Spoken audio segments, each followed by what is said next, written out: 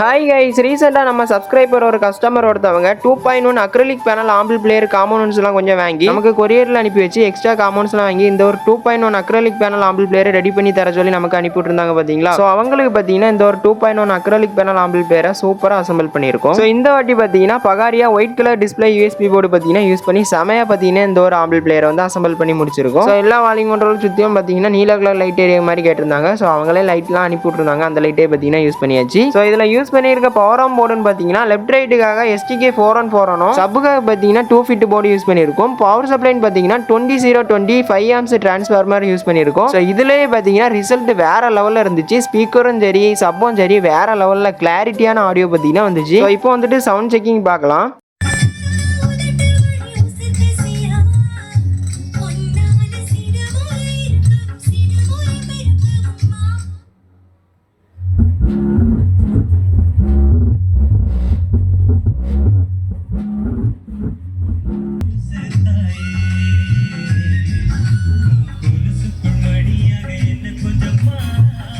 So sound checking பார்த்துருப்பீங்க. Audio clarity எப்படி இருந்துச்சுட்டு comment பாக்ஸில் கமெண்ட் பண்ணி விடுங்க. இந்த மாதிரி யூஸ்ஃபுல்லான இன்ட்ரெஸ்டிங்கான வீடியோலாம் பார்க்குறதுக்கு மறக்காம நம்ம சேனலில் சப்ஸ்கிரைப் அண்ட் ஃபாலோ பண்ணி வச்சுக்கோங்க. Bye guys.